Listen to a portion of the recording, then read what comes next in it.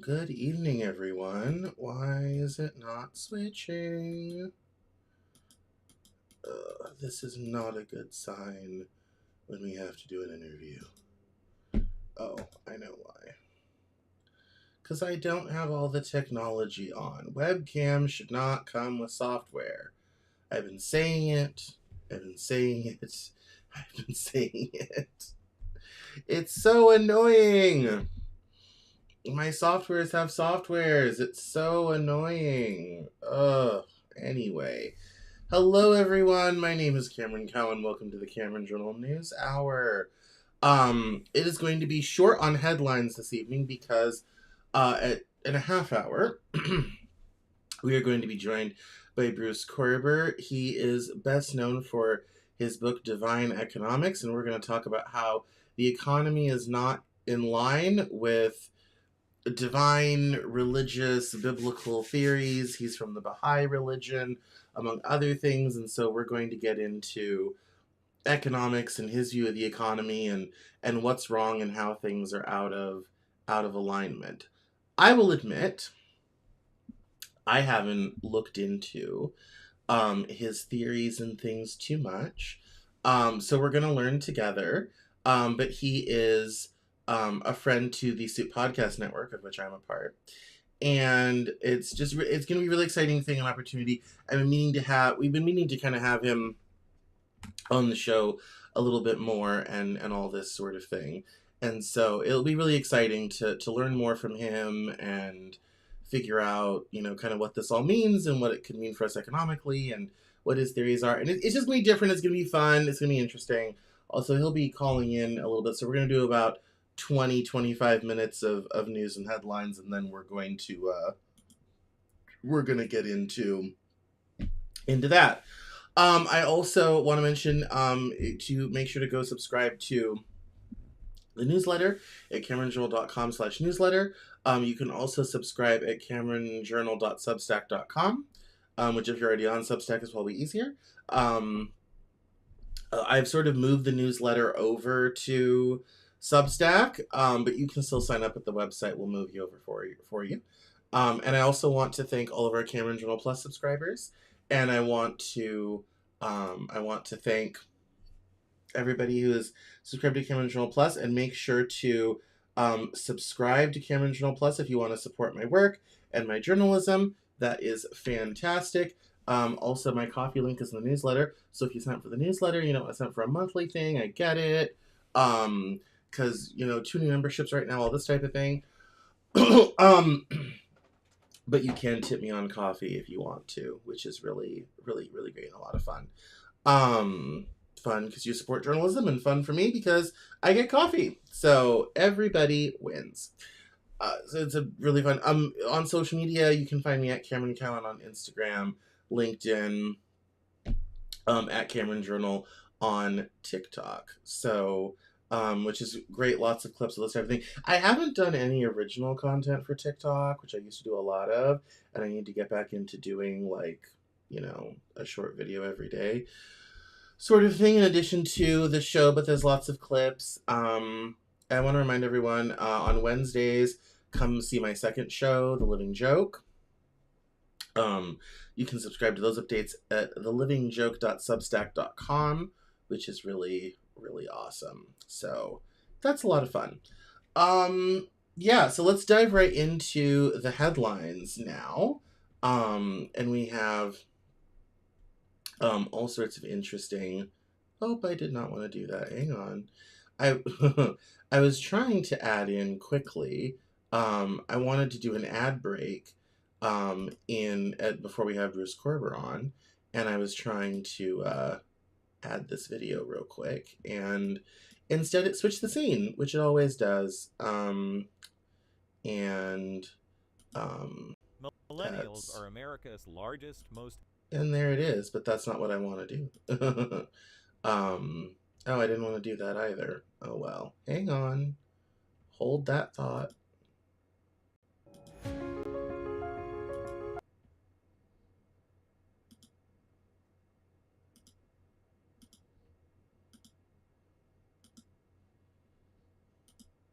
There we go. I will figure that out in a little bit. Anyway, instead, what we're going to do is we're going to dive, excuse me, right into the headlines. And this is going to be a lot of fun because we have a sort of an interesting set of news stories this week. I was on the newsletter on Saturday. I had reported how some fractures were starting to open up within, sort of within the MAGA movement over economics, over immigration, and interestingly, last week, Marjorie Taylor Greene, who has been on a lot of shows talking about affordability and all this sort of thing, for everyday Americans and things like that. She is what on the view, all this type of thing. She announced that she is going to resign her House seat in January of 2026 before the midterms, which I think is very funny. Trump had withdrawn her endorsement of her, and she kind of made that irrelevant by being like, not only am I not going to run again, I'm not even staying this whole time. Y'all gonna send somebody else. I am going home, and all this sort of thing. And that's been kind of a big bit of news.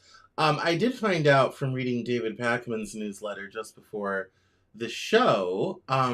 Trump quietly has shut down the Department of Government Efficiency, and he says that after it failed to deliver on promised reductions in waste, fraud, and bureaucracy, heavily promoted with Elon Musk, Doge never produced measurable results. Many of its employees were reassigned or lost their jobs. What was meant to be a hallmark achievement of his administration instead become a public embarrassment, which is definitely one way of putting it. I did kind of have to go investigate this, and I found a Reuters story. Here, let me turn on the video so we can read together. And it says here that this is from yesterday. U.S. President Donald Trump's Department of Government Efficiency has disbanded with 8 months left to its mandate, ending an initiative launched with fanfare as a symbol of Trump's pledge to slash the government size, but which critics say delivered few measurable savings. That doesn't exist, Office of Personnel Management Director Scott Cooper told writers earlier this month when asked about Doge's status. It says here, quote, "It is no longer a centralized entity," Cooper added, in the first public comments from Trump administration at the end of Doge. The agency, set up in January, made dramatic forays across Washington in the early months of Trump's second term to rapidly shrink federal agencies, cut their budgets, or redirect their work to Trump's priorities. The OPM, the federal government's Human Resources Office, has since taken over many of Doge's functions, according to Cooper and documents reviewed by Reuters. At least 2 prominent Doge employees are now involved with the National Design Studio, a new body created through an executive order signed by Trump in August. That body is headed by Joe Gebbia, co-founder of Airbnb, and Trump's order directed him to beautify government websites. Gebbia was part of billionaire Elon Musk's Doge team, while Doge employee Edward Coriston, nicknamed Big Balls, encouraged followers on his X account to apply to join. The fading away of Doge is in sharp contrast to the government-wide effort over months to draw attention to it, with Trump, his advisors, and cabinet secretaries posting about it on social media. Musk, who led Doge initially, regularly touted his work on his X platform, and at one point brandished a chainsaw to advertise his efforts to cut government jobs. "This is the chainsaw for bureaucracy," Musk said, holding the tool above his head at the Conservative Political Action Conference in National Harbor, Maryland in February. Doge claimed to have slashed tens of billions of dollars in expenditures, but it was impossible for outside financial experts to verify that because the unit did not provide detailed public accounting of its work. President Trump was given a clear mandate to reduce waste, fraud, and abuse across the federal government, and he continues to actively deliver on that commitment, said White House spokeswoman Liz Huston in an email to Reuters. Trump administration officials have not openly said that Doge no longer exists, even after Musk's public feud with Trump in May. Musk has since left Washington. Trump and his team, nevertheless, have signaled its demise in public since this summer, even though the U.S. president signed an executive order earlier in his term decreeing that Doge would last through July of 2026. In statements to reporters, Trump often talks about Doge in the past tense. Acting Doge Administrator Amy Gleason, whose background is in healthcare tech, formally became an advisor to the Health and Human Services Secretary Robert Kennedy in March, according to a court filing. In addition to her role with Doge, her public statements have largely focused on her HHS role. Republican-led states, including Idaho and Florida, meanwhile, are creating local entities similar to Doge. A government-wide hiring freeze, another hallmark of Doge, is also over, Koerber said. Trump, on his first day in office, barred federal agencies from bringing in new employees, with exceptions for positions that his team deemed necessary to enforce immigration laws and protect public safety.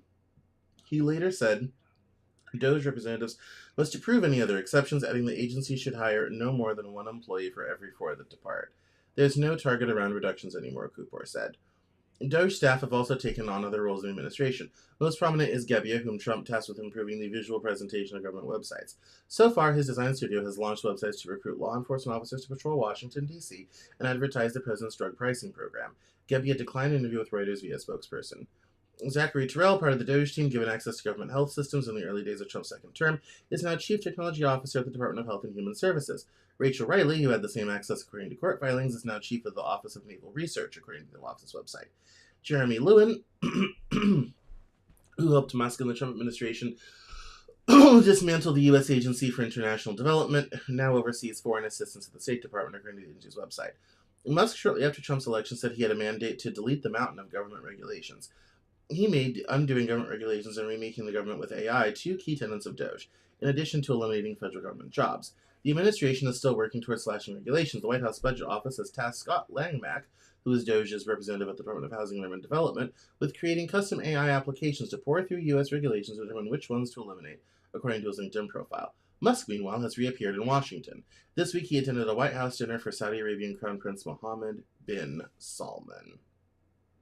So, I mean, I always found it very interesting when we stopped hearing about Doge, which really kind of when Musk left, that was kind of the end of that era. And the fact that it's kind of been parted out and moved around and isn't really a centralized thing anymore and all this type of thing is quite interesting. Several months ago now, I covered a story talking from one ex-employee who said, actually, we found there wasn't a lot of fraud and waste involved. Like there wasn't really a lot to cut, and government actually works pretty well. You'd be surprised. And I thought that was that was rather interesting, but it is quite obvious that we have moved on, and people have taken other new and different roles within the administration. So I thought that was interesting. The other thing Pacman mentioned in his newsletter was his sort of truth social meltdown, and also the Trump's difficulty walking and concerns with his health. And it says here, a concerning video of Trump struggling to walk outside the White House has led clinical psychologist Dr. John Gartner to warn of severe cognitive decline. Gartner cites unstable gait, memory gaps, disoriented speech, phonemic paraphrasis, tangential sentences, and diminishing vocabulary. He predicts Trump may not remain mentally competent by the end of his term. Well, people have been saying that for a while. There's also been, it was funny because I just saw this tweet from the Department of Defense, that they're investigating Senator Mark Kelly for violating the Military Code of Justice due to his comments, along with many other Democrats, about warning soldiers to not follow unlawful orders and to follow the Constitution. The Trump that did kind of cause a bit of the meltdown with Trump, which I thought was rather interesting, and that was, an odd dynamic. with that video coming out, and then Trump literally being like they should be arrested, they should be in jail, they should be this, that, and the third. It's weird. Like, I mean, I get kind of where he's. I mean, it's the reaction you would expect. Okay, it is, but um, it might be a little over the top, I guess we'll say. And I'm gonna see. Yes, here's the official statement. I just saw this on Twitter. Here it is. And it says here, the Department of War has received serious allegations of misconduct against Captain Mark Kelly, United States Navy retired, in accordance with the Uniform Code of Military Justice. With the code and other applicable regulations, a thorough review of these allegations has been initiated to determine further actions, which may include recall to active duty for court-martial proceedings or administrative measures. This matter will be handled in compliance with military law, ensuring due process and impartiality. Further official comments will be limited to preserve the integrity of the proceedings. The Department of War reminds all individuals that military retirees remain subject to the UCMJ for applicable offenses in federal laws such and such a code. Prohibit actions intended to interfere with loyalty, morale, or good order and discipline of the armed forces. Any violations will be addressed through appropriate legal channels. All service members are reminded that they have a legal obligation under UCMJ to obey lawful orders, and that orders are presumed to be lawful. And orders that are presumed to be lawful. A service member's personal philosophy does not justify or excuse the disobedience of an otherwise lawful order. And that that is all over a video that Democrats posted reminding military members that they have an obligation to not follow unlawful orders. So that's fun. I'm gonna see if I can find that video real quick.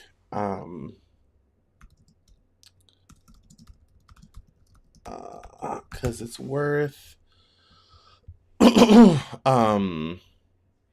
Trump had called it seditious. I think here it is from CBS in Pittsburgh. Here it is. To urge current officials to disobey illegal orders. Michigan Senator Alyssa Slotkin, a former CIA analyst, posted the video. The lawmakers say threats to the Constitution are just coming from abroad. No one has to carry out orders that violate the law or our Constitution. We know this is hard and that it's a difficult time to be a public servant. But whether you're serving in the CIA, the Army, or Navy, the Air Force, your vigilance is critical. And know that we have your back. Because now, more than ever, the American people need you. We need you to stand up for our laws, our Constitution, and who we are as Americans. Don't give up.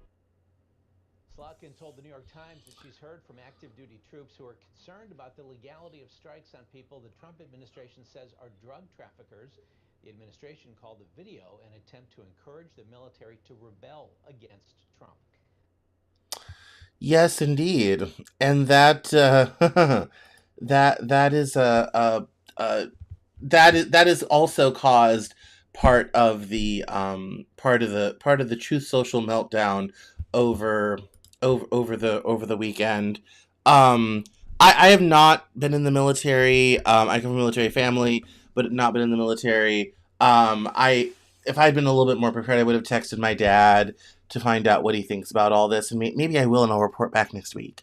Or maybe catch me up on social media sort of thing, which I've not been terribly active on in non sort of stock content sort of thing.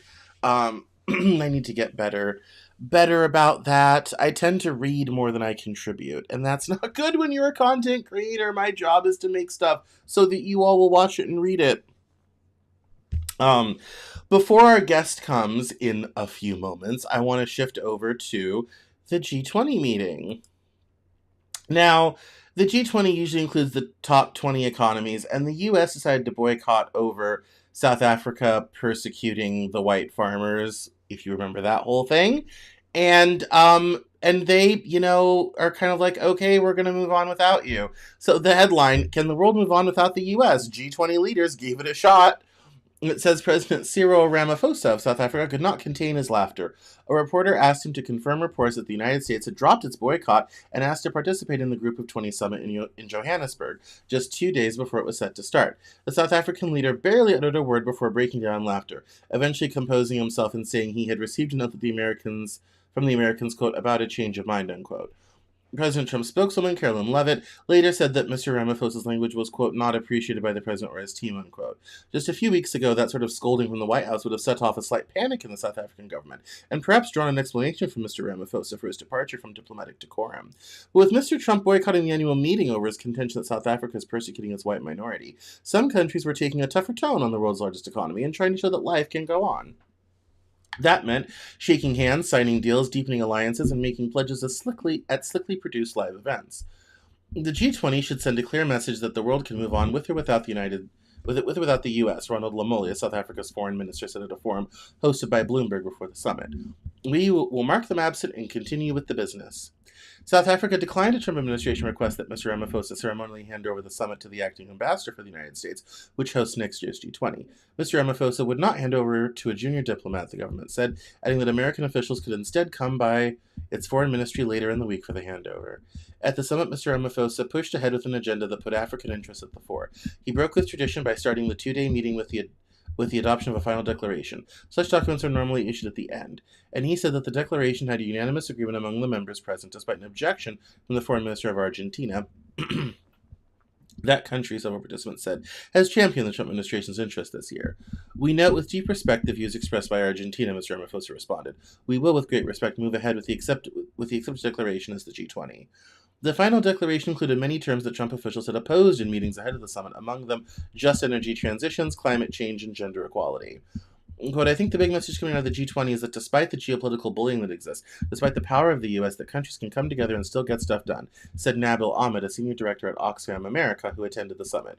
President Luiz Inácio Lula da Silva of Brazil told reporters after the meeting ended on Sunday that although Mr. Trump has been promoting unilateralism, quote, I think multilateralism will win. Everyone here knows that together we'll be much stronger, much more competent. But for all the celebration, Mr. Lula and his fellow leaders are under no illusion that they can simply thumb their noses at Mr. Trump. The size of its economy means the United States still has great influence over geocritical global issues like renewable energy, trade, and wars. Brazil is still grappling with the high tariffs Washington imposed on some of its products. South Africa is in the middle of a difficult negotiations with the Trump administration to try to get its own 30% tariff reduced. And the final G20 declaration is not binding. It makes a series of recommendations, and while it can influence policy decisions of institutions like the International Monetary Fund, the U.S. vote has serious influence at many of these institutions. Mr. Trump's impact could be felt on the summit's first day when Ukrainian allies quickly had to pull together a meeting on the sidelines to discuss a contentious American-backed peace plan for war with Russia. That was just one of the geopolitical issues that divided G20 leaders. Quote, we are having trouble putting new compromises on the table, unquote, President Emmanuel Macron of France said, adding that G20 negotiators found themselves struggling to come to terms, quote, on subjects we thought were settled, unquote. But in some ways, America's retreat has allowed other nations to look past their problems with each other. It wasn't long ago that the European Union and South Africa were at odds over South Africa's friendliness with Russia after its invasion of Ukraine. But in the days leading up to the G20 summit, Mr. Ramaphosa was all smiles as he stood alongside Ursula von der Leyen, the President of the European Commission, and Antonio Costa, President of the European Council, during events. The European leaders announced that a new minerals pact with South Africa and pledged billions of dollars towards renewable energy development in Africa. Quote, we are a partner that plays by the rules, Ms. van der Leyen said. We listen to our partners. Oh, the subtweet. Oh, the subtweet. The subtweet. I talked about this on the newsletter as well. It's a very, this ultimately doesn't necessarily mean that much, but it is interesting how Trump resetting American foreign policy is causing other pieces on the table to move around. And this idea of the rest of the world trying to hold on to multilateralism, even as the U.S. abandons it, I think remains interesting for a whole kind of wide variety of reasons. And I think this idea that the world's trying to learn to live without the U.S. and just kind of mark them absent and move on with business and all this type of thing is interesting. But it's also kind of funny how Macron is complaining about there already being fractures and there's still the Ukraine thing to deal with. And it's kind of like, you know, I think there's a moral of the story here. Life isn't so easy. without the US. Life is not so easy when it's just kind of up to you all to put aside your differences and get along and figure things out when no one's sort of dominantly setting the agenda in a big economic way. Interestingly enough, what's kind of missing from this article is China. I said in the newsletter, the reality of this is that the U.S. taking a step back, and we kind of already saw this um, with the Obama years when it was kind of, oh, let's take a step back and stop being the world's policeman and all this sort of thing. Is that other people rush in to fill the power vacuum. And ultimately, this is a golden opportunity for China to fill in some of that international role that the U.S. used to do. Now, I think what's interesting is Beijing is not necessarily too hot to trot on becoming the world's policeman or getting too involved, but economically speaking, they're definitely interested in filling in some of those economic gaps of what we used to do. I think it will be interesting post-Trump to see if there's any movement towards returning to multilateralism and getting more involved in these institutions and trying to get back in it, and whether people will take the US back or if the rules will have changed so much by that time that it may not be so easy and we may be viewed with an air of suspicion. The reminder being that these things have consequences. These decisions have consequences, and Trump is very used to kind of, jerking people around, and people in other countries don't necessarily have to always put up with that. So, our guest, Bruce Koerber, is going to be here in 2 minutes, so I'm going to play a little ad for my book, America's Lost Generation, and hopefully by the time that's done airing, Mr. Koerber will be here, if I've got my timing correct. We'll see. So, we'll be back after these messages.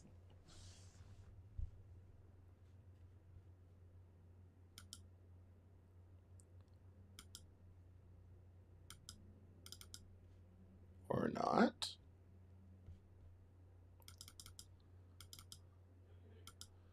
Well, damn, I went through all of that to try to...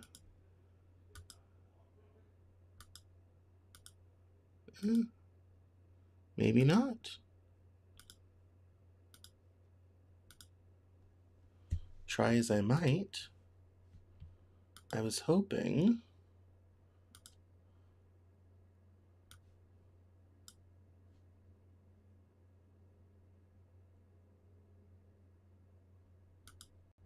Millennials are America's largest, most educated generation in American history.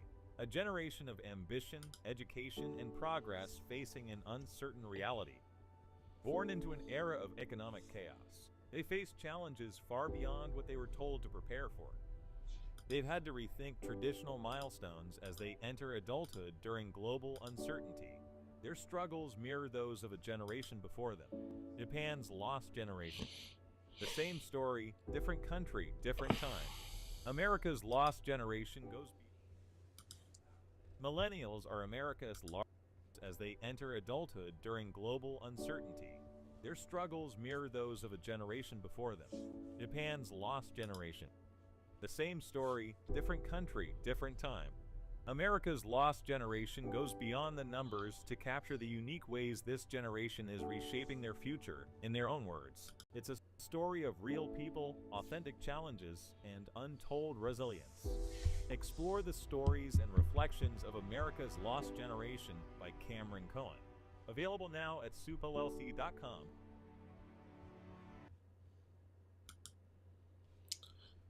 Okay, I almost had that figured out. I had to start a new scene, and it blipped in the middle, but that's okay. On the bright side, my timing was perfect, and Bruce is here to talk. So let me add him in. Let me do that, and let me do that, and let me do that. And welcome, Bruce, to the Cameron Journal Newshour. Your timing was perfect. I finished the headlines. I was running an ad, and I'm like, if I time this correctly, he'll be here when the ad ends, and here you are. So this almost looks like a professional production. It's kind of fun. But Yeah, so I've already kind of told people a little bit, but this evening, I'm very interested in finding out a little bit more about you and your background and divine economics. So rather than me trying to do a whole intro like we do on the podcast, why don't we just start right into the conversation? Why don't you tell us a little about yourself and your work? Okay, well, I was studying international forestry at Auburn University, and I met a professor who was looking for a graduate student in agricultural economics. And so I had to get some catch up on economics. So they sent me to the economics department, which was at Auburn University, which was had about 3 years prior to that become the world center of Austrian economics. Mm. Uh, the Mises Institute established itself there. So fortunately for me, even though there were different professors of different slants there, the professor that I had was an Austrian economist, and he introduced me to Austrian economics. So that kind of changed my perspective on the world, and I've been an Austrian economist ever since. So that was in 1985, 84, 85. Well, that was very popular at the time, certainly. So that makes sense that it fits. So, well, that's excellent. So that's the. I have my. We could have a whole conversation on Austrian economics. That we could do a whole show just on that because Yeah. I have thoughts, but many thoughts. But this evening I wanted to let's get into the divine economics. So you were started as an Austrian economist, all this type of thing. When did you? Because you've written like 4 books. So when did you get into kind of realizing the economy is, as you put it over email when I was hurriedly on Saturday night saying, "Can we do this on Monday?" You were saying like the economy sort of out of ordered. How did we make the leap from Austrian economics to divine economics? Well, there's a little bit of my perspective coming into Austrian economics. I was a Baha'i, and I also kind of recognized the equality of science and religion. So I never uh, removed the idea that religion had a play something to contribute to the Mm. science. And so when I would read Austrian economics or religious teachings or whatever, I would see basically the interconnectedness of them. So a lot of people who are Austrian economists, a person could be an Austrian economist. And in fact, some of the most famous of them are what they would consider themselves atheists. I'm Mm. not an atheist, but I'm an Austrian economist, and so I was able to, from that perspective, enrich the Austrian tradition. And so, what really enriched the Austrian tradition was the discovery of and the development of the divine economy theory, and that all started in the late 2004. I had a dream. I'm just telling you, I don't usually put pieces of paper and pencil beside my bed and a bedstand. For some reason, intuition reasons, I had a pencil and paper next to my bed during this period. Mm. It woke me up what I dreamed, and but I don't ever remember my dreams. So, and I was conscious enough to know that I don't remember my dreams. So I just wrote down what I saw in my dream, and I went back to sleep. Then when I woke up in the morning and I looked at it, there was an image on the page on that piece of paper that basically had the divine economy in the center, and then it had human spirit, transformation, law, and order. That's what the image was. It was like a flower with the center of the blossom and then 4 petals. And because I'm an Austrian economist and because I'm a Baha'i, but mostly because I'm technically trained as an Austrian economist, I was able to unfold that image first into a macroeconomic model, then into a microeconomic model, then into an ethical economics model, and then into an economic justice model. So that's why it's that expansive and that comprehensive. But it's all within the tradition of what's called classical liberalism, which Mm. means that recognizing that human beings are unique, each human being is unique, And then the contribution of Austrian economics is that they make their choices subjectively. They value things subjectively, and then there's other elements to it too. But that's where it all began. No, that's very helpful. And for those that are uninitiated, including somewhat myself, can you give us a quick and dirty on what the Baha'i religion is? It's a very small Abrahamic religion. And ironically, I work for a Baha'i and know almost nothing about it, even though we have 17 books in our library. There's a new bestseller campaign going out on Friday that I have approved, sort of thing. I don't actually know that much. I know the listeners don't very much either. Can you give us a quick and dirty on the Baha'i religion? Well, Baha'is believe that there's one God, and all the religions believe in the same God, and that the humans evolve spiritually, just like they've evolved physically. And part of their spiritual evolution is they. So here's the thing: humans can only comprehend up to a certain level, and then after that, they can't go beyond that point unless there's guidance. So God basically helps humans spiritually evolve by sending messengers of God. That's what advances human civilization. These messengers of God come, they teach humanity what they need to know for that age, and then in the future, the next age, when that time comes, a new messenger will come. And so Baha'is believe that Baha'u'llah, who lived in the last century in the 1800s, passed in 1892, that he is the latest, most recent messenger of God.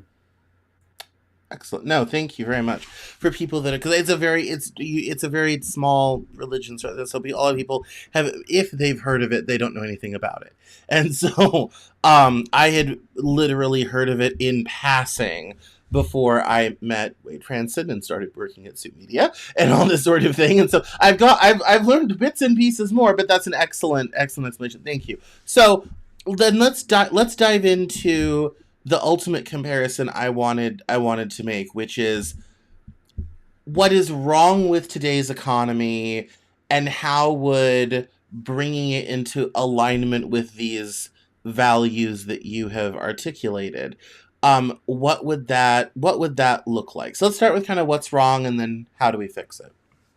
Well, what's wrong is economics uses the wrong scientific method. So I'm speaking from the point of view of the classical liberal or an Austrian economist. Most economists, and the economy is run by these people who are economists or politically involved, using intervention to design what they want to design. But the method that the economics uses outside of the Austrian school is an incorrect methodology. And so as a result, it basically what happens is they're able to they impose vain imaginings, which the correct the economic term for their vain imaginings that they impose on humanity is economic intervention. Because here's the thing: there's over 5 billion adults in the world, and every one of them is making their own subjective valuations, and then those they make choices based on that, and their choices change all the time spontaneously. They can change their mind even. So there's no way a human mind can comprehend what's going on in the market process. Okay. Well, that's the gas pump problem. My dad always talks about, like, economists presume that if there's a cheaper gas price somewhere, people will automatically go there. But that's almost never true because they never seem to understand how people work. And I said, yeah, I'm like, I get that. I said, because the first problem is you may spend more gas going to get the cheaper gas and you've come out a loser. And I said, two, and here's the thing I think economists forget, people are lazy. And I was working somewhere at the time, and I said, I go for the cheapest gas on my route to work. I had a long commute at the time. I'm like, I go for the cheapest gas pump on my route to work. That's the gas market I care about in North Seattle. I was living in Seattle at the time. In North Seattle. Between Northgate and Ballard, where I work, what's cheap on that road? That's my gas market. Forget everything else. That's my gas market. And so because they, well, but if you drove over here, it would be cheaper. Yeah, I have to get to work, bro. Like, I work at 7:30. Like, so yeah. But the economic models never account for that. That's how people are doing it. So that completely, that's vain imaginings right there. Right. And so basically what happens is the economic science is full of itself. It imagines that it has this power and its purpose, and it basically is rotten to the core because it's trying to control people. That's what it's trying to do. It's using an incorrect scientific methodology, and it aspires to control people, and so and because it's using this incorrect methodology, basically, it doesn't really understand the human reality, and it distrusts human capacity and its ability to transform. And so, here's where it gets where the divine economy comes in. Not only is it incorrect scientifically with regards to the human reality,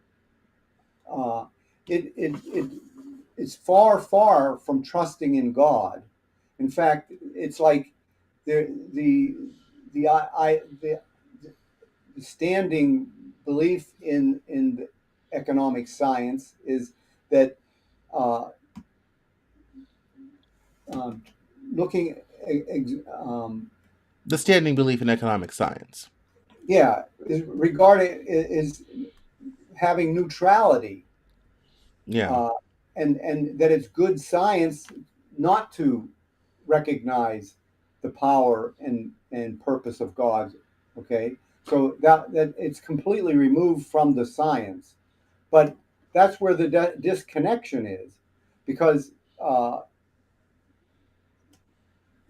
the thing is, like I was saying, because humans are subjective, they're making choices based on their subjective values, and that subjectivity basically is another way of saying that each individual is unique, and so if you don't take allow so and because of that, it's incomprehensible to understand what all is happening in the world instantaneously and in the future. The only possible way that can function is recognizing that there's something that is all-knowing and providential, and that's basically what the economy really, in its true essence, is. It's providential. And so if there's a lack of trust in God and an attempt to make science neutral about God being the force behind it all, then the outcome is we have to do it. We have to fix it, rather than letting it work as it should work, as it would work without that intervention. Understandable. I think there's I mean, I think there's a couple problems there. I think it's interesting when you talk about, the scientific neutrality and kind of pulling God out of the equation. There were many Enlightenment scientists that, if attributed things to God they did not yet understand, and if anything, technology has reduced that as the decades and centuries have gone by since then. But I think it's, when we look at, our present system, which is horrifically unequal and is filled with wealth concentrated at the top and wealth inequality, which amplifies human suffering to absolutely inhumane levels, and all this sort of thing. Um, I'm not quite sure how a belief in God, regardless of kind of what denomination pathway you get there, would necessarily solve the structural policy economic issues. So let's dive into that. What does a divinely aligned economy look like? How does that work? How would we create that, I guess? Well, I think, like I said, first step scientifically is to recognize that humans are subjective. So if they're Mm, subjective, you make a decision yourself, Cameron. You yeah. make a decision. How? What's the likelihood that my thought about your decision uh, is valid? I mean, you make your decision because it's best. You consider it to be the best thing for you. I have no right or ability to to uh, say no, no, that's not right. This is right. Okay, so it's basically removing your ability to make your to express yourself. Mm, And so that's what happens in the economy when someone else is making decisions and interjecting things into the economy rather than the economy just expressing itself. So that's where the divine economy is something that it shows as an expression of human choices rather than choices imposed on humanity. So it's the other way around. It's basically starting from each individual and their uniqueness and their ability to uh, exercise their human qualities. That's what the economy is it looks like from there. yeah. I mean, I feel like this is a bit of the Adam Smith capitalism problem. Adam Smith in The Wealth of Nations gives us kind of the handbook to capitalism. And in a pre-industrial, primarily agrarian society, Adam Smith's view of the world and capitalism is actually quite elegant, especially compared to all those guilds and mercantilism that came before. Oh, dude, talk about overregulation! What a disaster.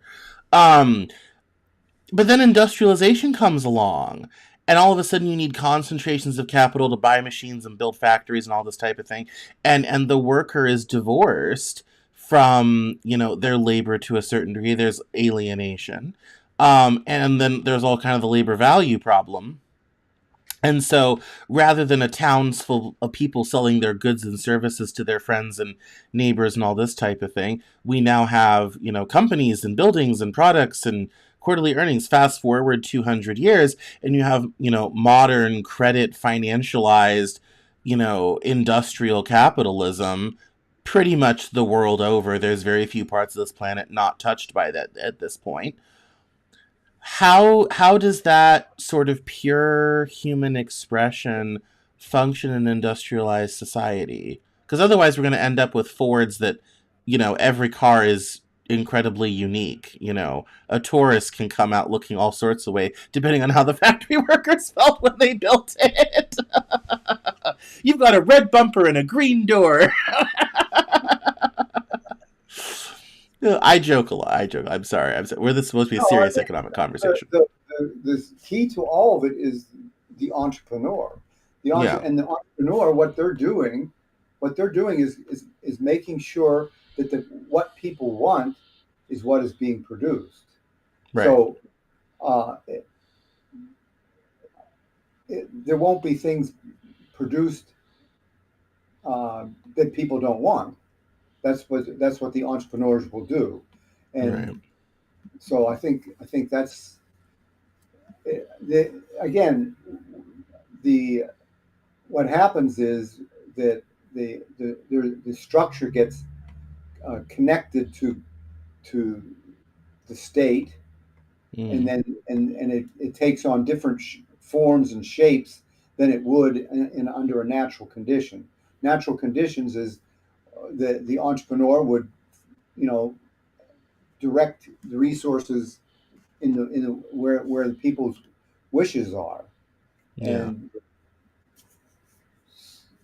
you know, the entrepreneur is connected to the capitalists, or is it capitalists themselves? They're finding the resources, financial resources, or whatever other resources they need to produce what people want.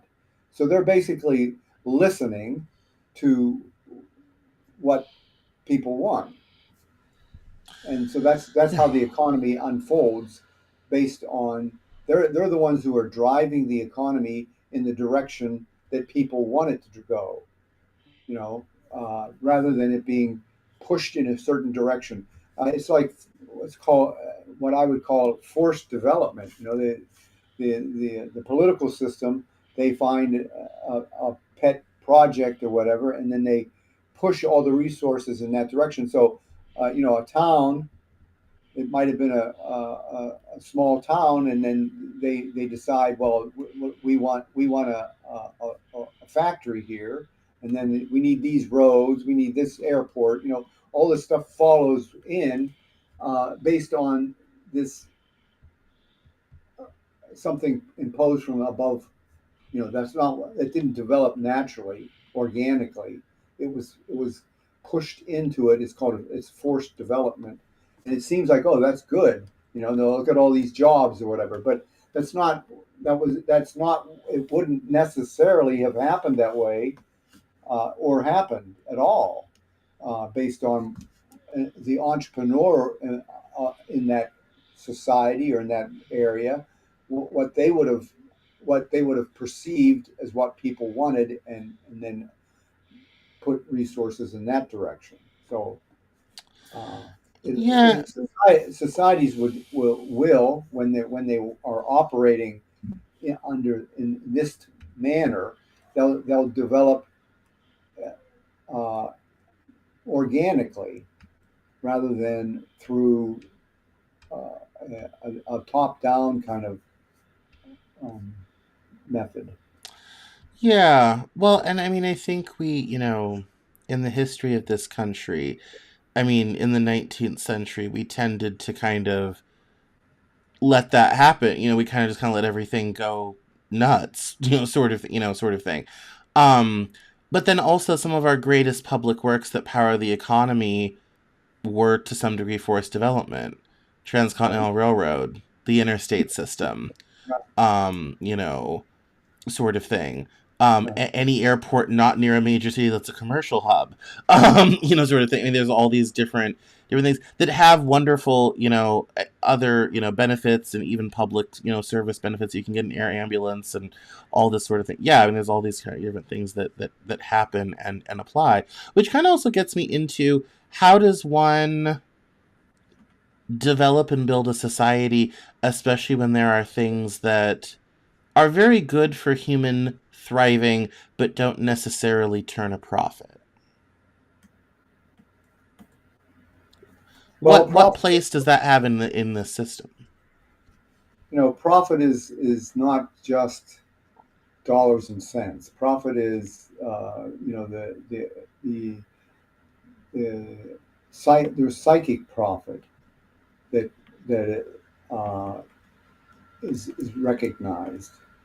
So, um, a person could, I mean, if so, I'm thinking in terms of societies developing in ways that are organic and natural. So Yeah. so in a society that, so, like, for instance, in the divine economy theory, there's 11 macro there's 11 policies, and one of them is secession. Okay, Mm. so if and what that basically means is, they're not, they have the right to not accept something being imposed on them. Okay, so if a society that has that right, and basically is using that right uh, to allow themselves their own expression of the values and the goals uh, that are shared by the people in that whatever that society is. Well, I don't know how what we could say is a village maybe. Right. Okay, so that Smallville, USA. yeah, yeah, but it could be larger. Whatever I don't know, you could use the word demographic, but whatever the group of individuals and group of uh, it could, let's say, instead of a village, it could be a state, maybe a province, something like Right. that. So, but they've agreed. I mean, they have this cultural uh, understanding and foundation that they value. They want to preserve it. They want to make it modernize it in the sense of uh, grow in qualities, in virtues. So, say if it's a state that values natural beauty, okay, then it would want to uh, make sure that that is that's the one of the uh, A central tenet of their life there. central tenet. Yeah. So then they would the entrepreneurship that would be taking place in that province would be recognizing that's what people want, and then they would work in that direction uh, by maybe I mean, so again, there's psychic profit in addition to just monetary profit. So the people will benefit and feel uh, prosperous from efforts that are being made in that province that for enhancing the natural beauty of their surroundings.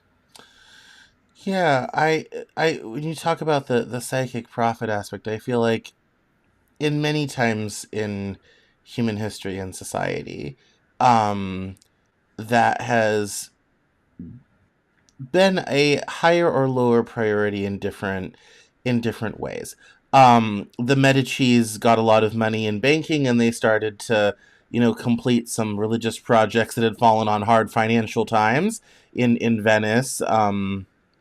Sort of thing, and it was a proud moment for them, but obviously served the sort of religious utility for the church and all this sort of thing.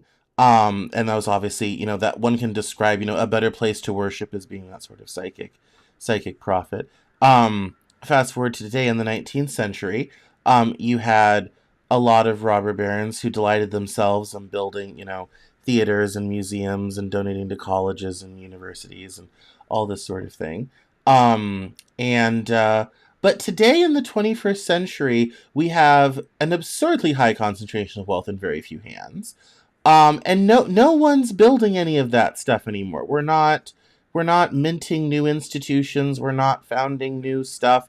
No one's building theater. You don't see the names of today's wealthy plastered on new museums and new university buildings and all this type of thing. They seem to have gone in a very, very different way in doing that. Do you think that has made our society worse? Is it emblematic of too much government spending?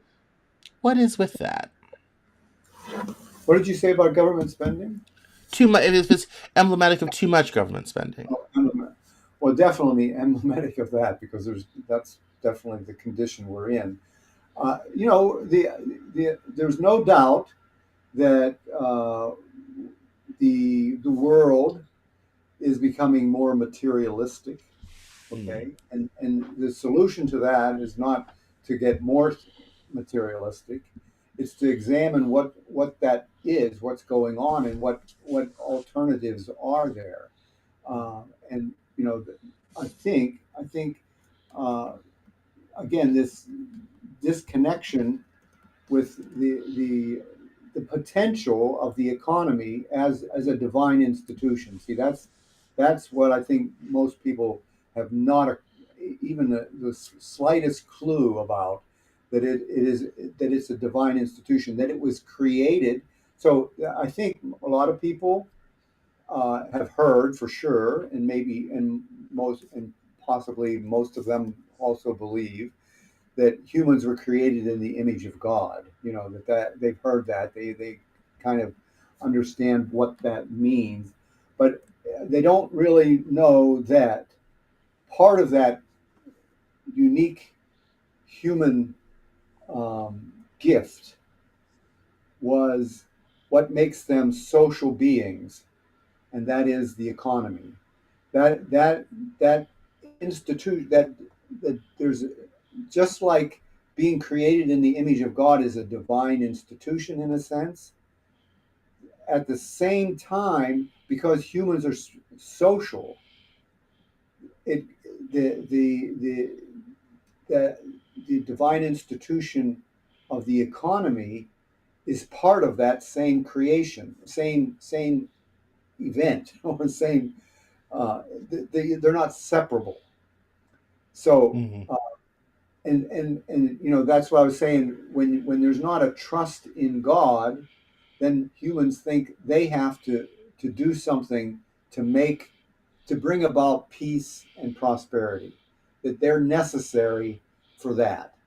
I mean, that they're necessary agents of change, where really they're really participants, and they're uh, servants of each other, and that's what, just by acting, just by uh,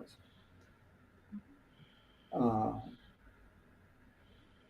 expressing the divine essence that you were given as a unique human being, and cooperating with others, that the economy functions and brings about peace and prosperity. It doesn't need this other layer of elites who think they know better than you do about what you want and what everybody else wants. And basically, here's what it is. It's so again, if you're following me about this idea that the divine economy is the divine institution, economic interventionism, which is what's been happening for centuries, and it's getting more intense. Anyways, what that is that's corruption. That's corruption of a divine institution. So you can't fix it by trying a different type of, I mean, a different degree of corruption. The only way to fix it is to get rid of the corruption and allow it to work. And see, people. So the idea, so I think it's, the idea of trust in God is really uh, the basis of the divine economy, because I think most people have examples of when they were in dire straits, or they knew somebody was in dire straits, and a blessing came to them. Okay, and you think, oh, well, that's nice, but that's just one little piece of evidence of what the potential is for the entire economy of the world. Hmm.